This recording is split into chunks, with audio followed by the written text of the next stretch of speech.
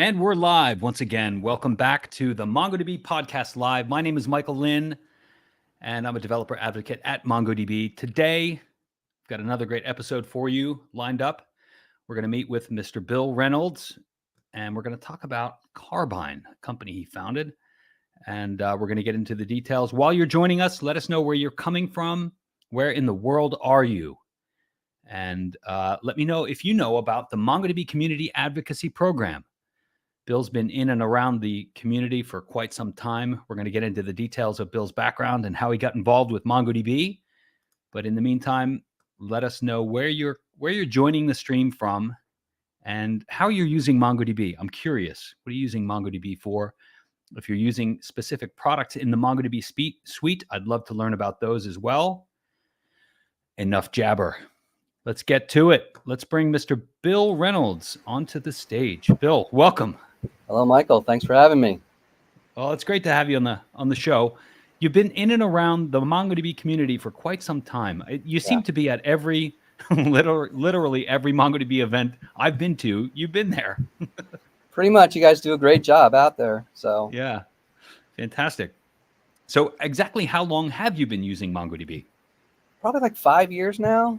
Okay. Yeah. Yeah. So some of the earlier versions. I think that's pre-Atlas.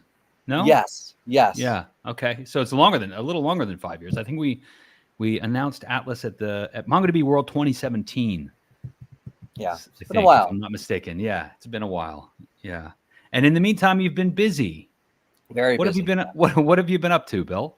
Yeah. So like the how I got to now, like you mentioned, Mongo's pioneering this whole effort, and I've been in the software space like literally since high school. Consulting the Fortune 50s, did my first reporting product back then. Spent 4 years at Accenture. One of the projects was a reporting project, and also simultaneously there was one doing object-oriented development. And I left Anderson, at the time it was called Anderson, now Accenture, and started my own software company. That was the second one, and basically worked my way up the stack. So back then, the systems were basically single user, like nothing like what we have today, right? Yeah. So I did all the first networking connectivity for a language called Smalltalk, and what's next? Well, database. So I did all the first database stuff for Smalltalk, and what's next? Well, reporting was the next thing. So that's how I ended up in that space. And lo and behold, the problem I solved then was a similar impedance mismatch we have today, where back then they were using object-oriented languages, and they had a SQL database. Yeah. Now we have, in some cases, a lot of very good SQL tools, but we have like object or document databases. And again, it's like oil and water. So I was in New York for a Mongo users group conference, and charts was still in beta, and showing how well it does with native stuff. And like, lo and behold, well, there's this impedance mismatch yet again. And I knew after that, guess what? Okay, reporting engine number 6, and here we are. Yeah. Reporting engine number 6, is that a code name? No, that's the sixth version of a reporting engine I've written, and a lot of lessons learned, and being out in the wild with Fortune 500 and especially Wall Street, they're very demanding. You learn a lot of things. Yeah, great. So I kind of get the idea around why you're such a fan of MongoDB. I mean, it just makes sense. And I've used the word impedance mismatch for, I guess, about 8 years now. I've been an employee of MongoDB, and I don't know that I've ever really dove into the meaning of impedance mismatch. I know it's a term from engineering, and it's used. We use it to describe the mismatch between the way we work with data in code and the way code is represented in the database. And and in SQL, there's like tables, rows and columns and tables. And whereas in code, in MongoDB, it's just objects, the same way that we work with in language. So it kind of removes that whole mismatch, that impedance mismatch. So I appreciate that term. So I want to get deeper into Qarbine. When did you start? You mentioned you wrote a number of reporting engines, but when did the spark of, I'm going to turn this into a company, when did that happen? On the train ride back from the Mongo conference. I got to ask one thing. So when you tap in the desk, our listeners are going to go nuts. My bad. No worries. Yeah, so literally on the train ride back from the Mongo charts demo, it's like, okay, here it goes, number 6. It expanded a whole lot since then, with what I learned from the past, with what Mongo does today, with what cloud computing does today, with the tooling that's today. We can touch some of those points later on. Yeah. So you get the idea, and it's brewing, and you say, I'm gonna actually turn this into a company. Yeah. And what was that journey like? I've started down that path several times. It's not easy. It's not easy to launch and build a company. No, this is like my 4th or 5th. Okay. Been there, done that. It's a slog. Entrepreneurs are very naive. Pot calling the kettle, right? Like, oh, it's just this, and there's just a lot of stuff, as you know. Like getting into the marketplace. You can build a great product, but it's still a hurdle to get into the marketplaces. Yeah. To really do a well-rounded product that fits well into who you want to be partnering with, right? So Mongo, in this case, we want to amplify everyone. Yeah. So developers are really productive, and I've been on that side of the table as well, as a developer deploying cyber stuff into the DoD space, U.S. Navy, and had we had Mongo back then, it would have been so much easier. Just store it. It's a wonderful blessing if you can get away with it.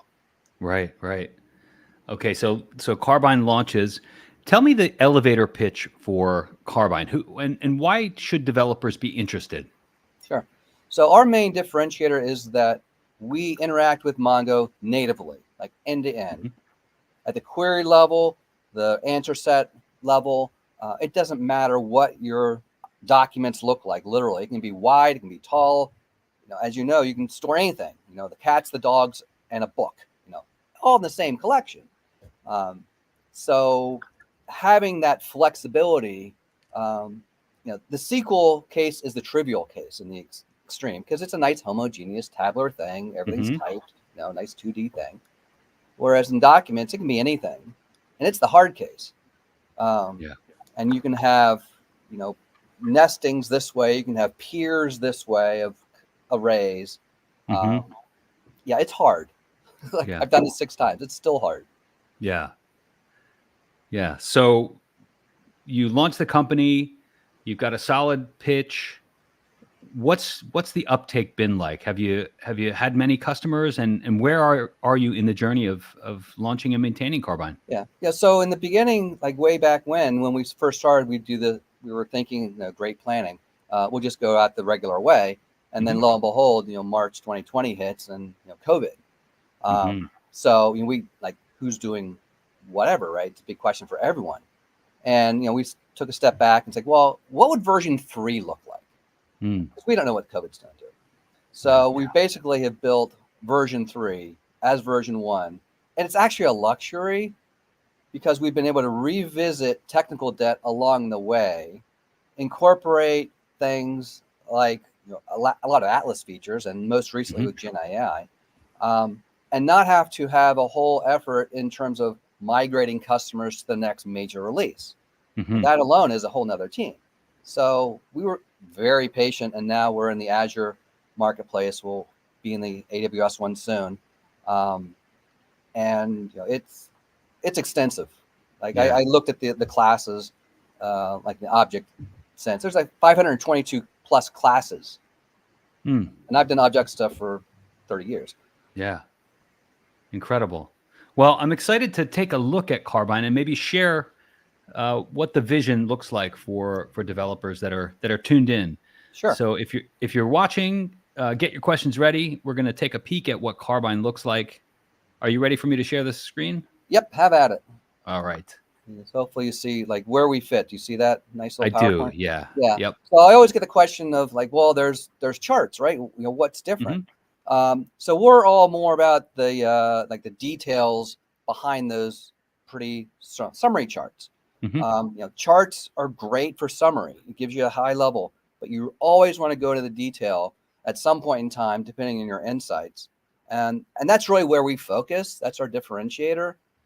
And while we will have charting support, it's vastly different paradigm than charts or like Tableau.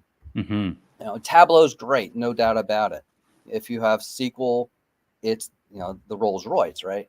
But if you want to really leverage your investment in Mongo, you really want to stay native.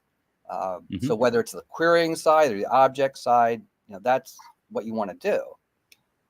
So what we saw back in like versions 3 and 4 of the reporting world, when we were deployed in like the Fortune 500 and literally most of Wall Street, you had the developers, they were going and delivering applications very productively, all's great. And then within 2 weeks, someone's asking for a report. The analysts are over here. They don't really know MQL or aggregation pipeline. They just want their data. Sales manager wants the easy button. So what we've done is really built a suite that lets them work together. Developers, they know how to get to the data, but they don't want to spend their time doing backlog of reporting. Analysts just want their data, but they need to be able to massage it, present it in the way that the managers like, with sums, aggregates, charts, whatnot. So purposely, we've segregated out data retrieval, like the green thing, from the formatting. And there's also what we call prompts, which are a way to prompt the user at runtime. So what do you want? So it gives you a whole lot of flexibility. So all these things together lets people do what they want to do, because you really don't want people playing around with production data, learning MQL. That just sounds like a bad idea, right? So that's really how we fit into that scheme of the workplace. Yeah. Kind of satisfying the needs based on the role. Exactly. And kind of reducing the overall requirement to learn the deep technical details about how the data is managed. Right. Okay. So like you've done like stored procedures, right? In the classic sense, it just hides behind a function name. Yeah. So in this case, our data retrievals are hiding behind a component that's named. And the analyst just says, yeah, that's what I want. Okay, this is what the data looks like. They don't care what the aggregation pipeline looks like, because it could be like really tall or just a one-liner. Who cares? Yeah. Just like as developers, it's a library call. All good. So in fact, this is like a library-like notion, but applied higher level up in the stack. Okay, so like an abstraction. Yep. Yeah. Okay, great. So the other thing we've done is really make it easy for developers to embed Qarbine into their whole application, right? Because you don't want to be in yet another silo. So within your application, you can go and call Qarbine to run things. You pass it parameters or literally data to run. And likewise, from the Qarbine world, you can go and call back into your application. So for the end user, it's part of the app. They just want to get their stuff done. They don't want to sign in the Tableau, tap, tap, tap, and copy and paste. And it's just silly, insane. So we really want to make developers' lives easier so they're not in the backlog reporting business. They can be a lot more innovative, and everyone's happy. They do what they're really good at and want to do. Yeah, great. So the other part we've done, like in the great COVID pause, is really expand the functionality. So what we've done is we have a whole catalog that people store stuff in, and that catalog can go and you can have private spaces, if you will. And it just, we borrow a lot of the metaphors that we're used to for today. Looks like File Explorer, right? All these different things. There's favorites, there's recents, there's all this stuff. So during the iterations 3 and 4, we learned a lot of what the analysts do day to day. And so we were out there literally consulting for the Fortune 500. We'd hear, oh, we want X. Like, well, it doesn't do X, but in 2 weeks it will, because yes, we appreciate that requirement. So all those lessons learned have really been incorporated into what we're doing, and can really scale out for a number of users. You can search for things, browse things, obviously. And there's a variety of different querying tools. So for example, this is tough on this screen. We can just go Tokyo, right? Tokyo. Hopefully this will print or something. And you see the store location change. Spelling. Yeah. So basically, this is the fill in the blanks approach. Okay, gotcha. So in the year 2012, that's just a really pain to start matching up braces and stuff if you were to type it manually. So this is just one query tool. Now, if you're the expert, of course, you want to go and just give me the prompt, right? So similar to Compass, it's very powerful. Type it in, hit the go button. You'd see the schema or approximate schema over here on the left. Hit the go button, and this is going to be really tight on this screen, but you can see this is a portfolio, my classic example: stocks and bonds, embedded arrays, embedded documents up here. So this is very natural in the Mongo world. Right. Now, if you're going to try to do a report on this in any legacy tool, good luck, because you'd probably be using SQL. So what happens there? All the inner arrays expand out or unnested, right? So with this one very nice business object, you'll end up with there's 5 stocks, whatever, a bunch of bonds. Everything just explodes out. So 3 times 4 times whatever, and then so that's your SQL answer set. And then on the other end, you need to reconstitute what was perfectly good to begin with, just to start report. So we just used your documents, make it really easy to do reports. So you can go from this very simple query with this type of data, and then if you really want to get fancy, let me just run this. It's going to be really tight. So you get publication quality reports very easily using the natural structure of your data.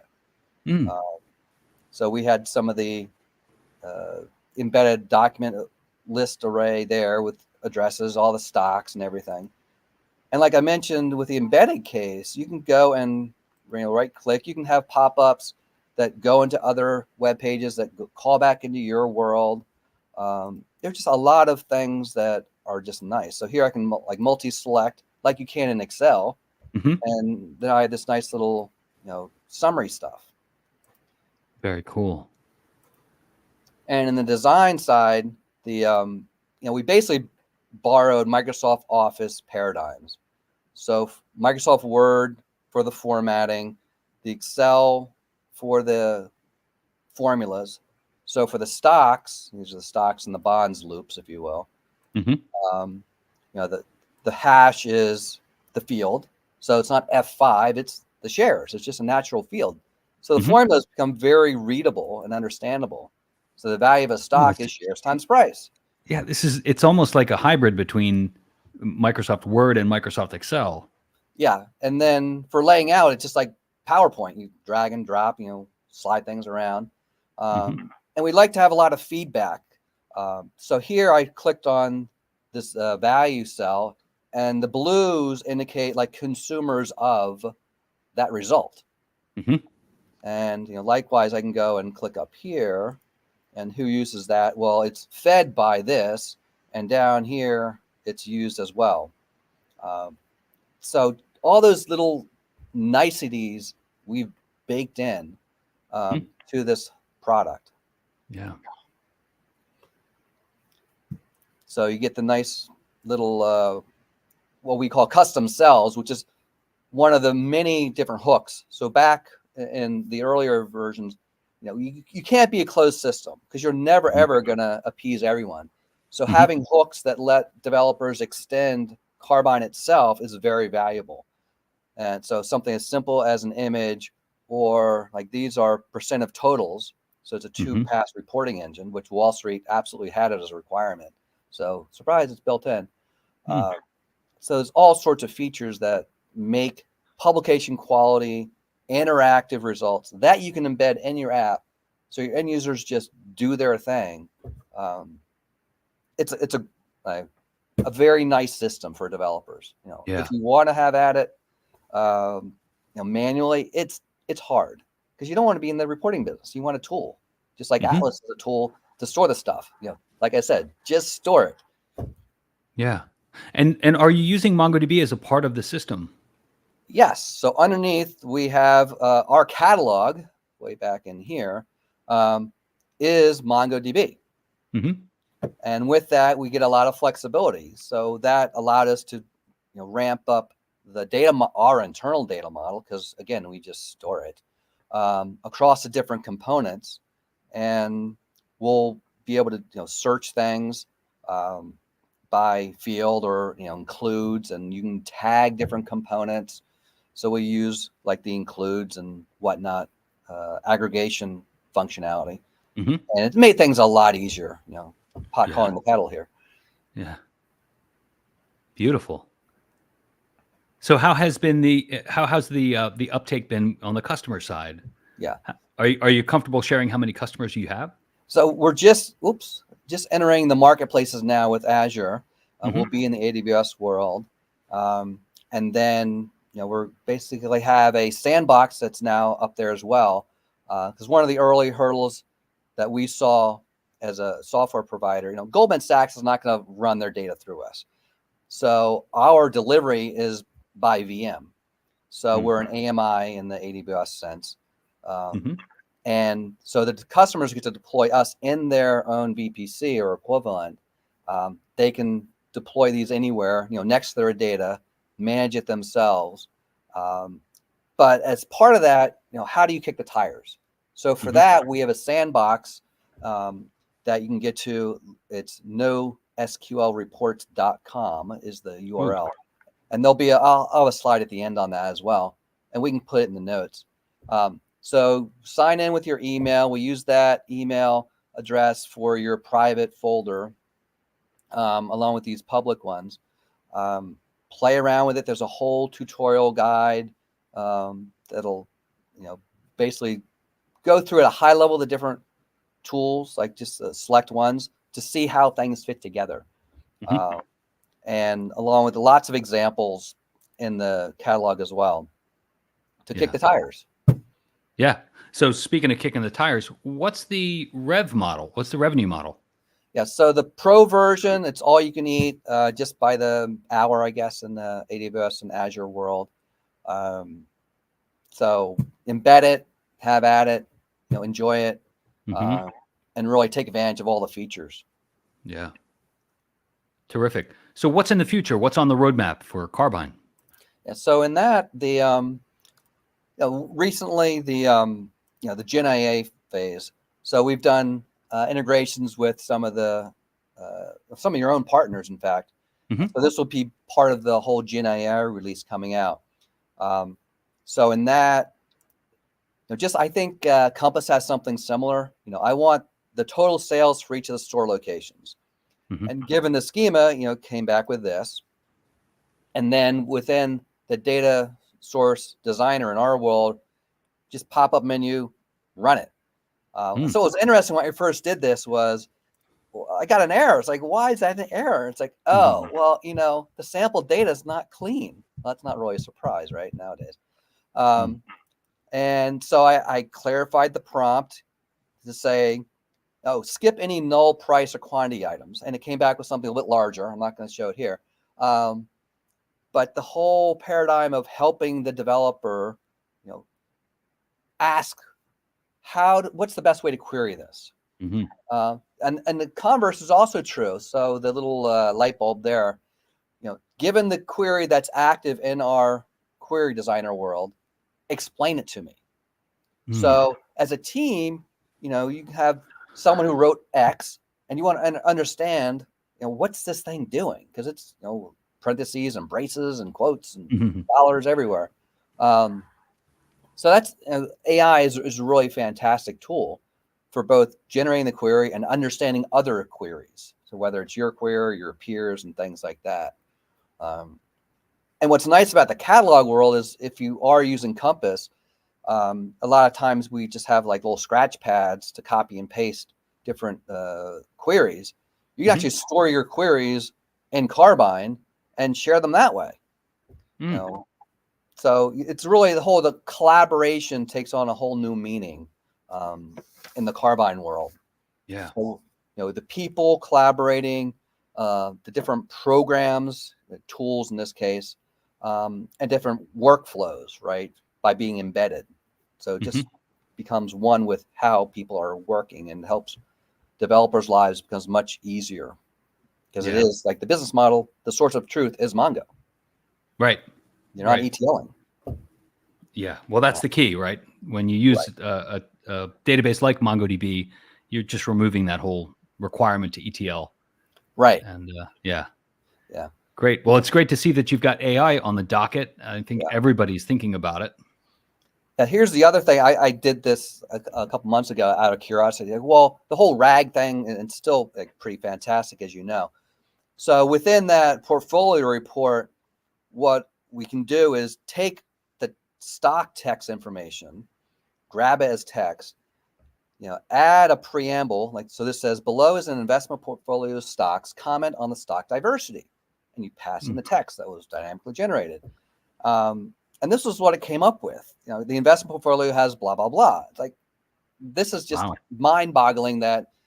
So, for 3 different macro function calls, format, text, completion, concat, suddenly your report is this whole, Gen AI augmented analysis. And if you had like a Bloomberg LLM or some proprietary LLM, imagine what this would do then, depending on your use case. Yeah. So it really brings in all the different assets. Yeah. And then, vector search is obviously important going forward. So we have a whole way to provide an arbitrary phrase.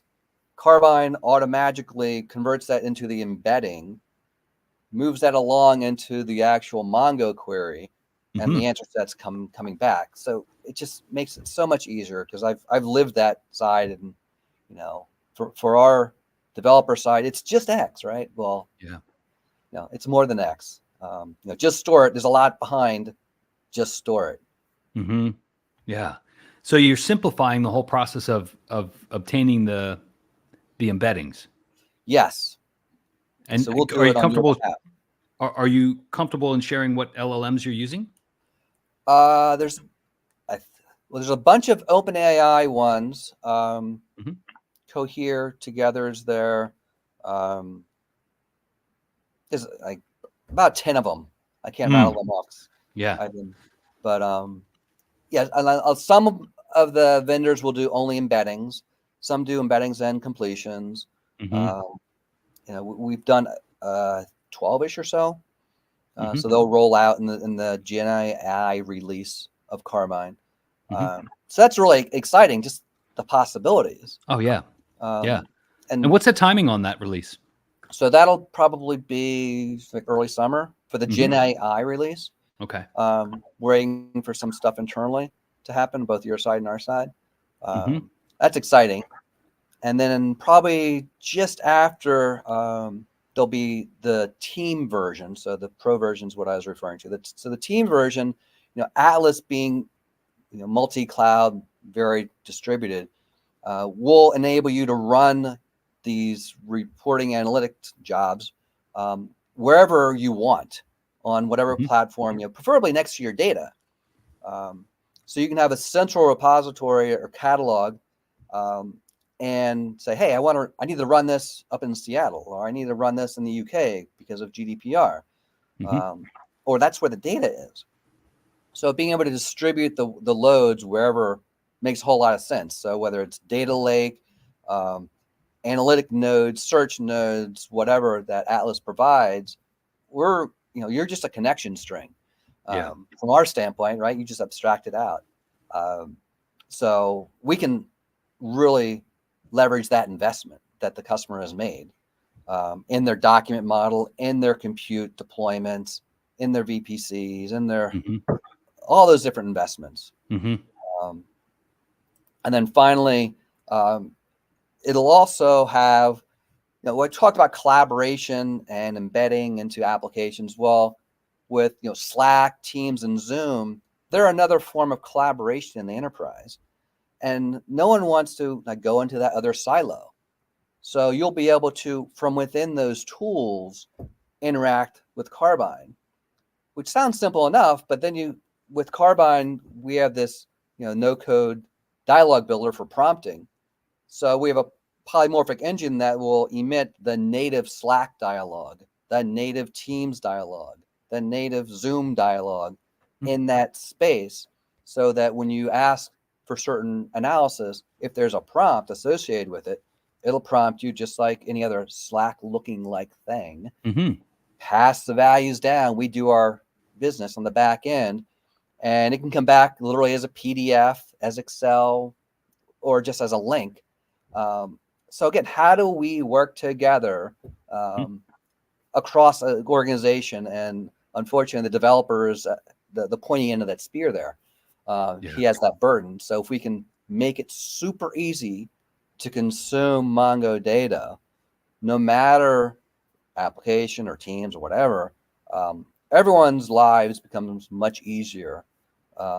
Better insights, more richer types of application experiences. And Mongo data just permeates, right? Because it's reachable in a way that makes the most sense for the people. Yeah. Democratizing access to data. I love that. Right. Yeah. But you can't have it you can't force people to learn MQL, right? And that's the catalog. Oh, that's what I want. Click, done. Easy peasy. Yeah. Great. Fantastic. Well, Bill, congratulations. I mean, I love the suite of tools. It seems really logical and intuitive. Folks, if you're watching and you want to learn more, there's a couple of links for you. mdb.link/Qarbine with a Q. That'll get you to the Qarbine site. You can learn more there. There's also NoSQLreports.com. Make sure you check that out. Click those links. There's some more links in the description below. Bill, what else do you want to share with the listeners before we wrap up? So as part of my journey, I want to put out a shout out to you all in the content world. The podcast is always very interesting. We went through at least 10 courses on Mongo University. They were all really well done. There's a ton of tutorials now to take advantage of. Atlas tutorials, general Mongo tutorials, Azure has tutorials. There's a wealth of resources to really take advantage of to help you along the journey, because the Mongo and the NoSQL world is extremely flexible. Yeah. Fantastic. Well, appreciate those shout outs. You mentioned university. I'm just blown away at the progress the university has made. If you're watching this and you want to learn more about MongoDB, if you want to get certified, There's a certification. There's a number of different certifications.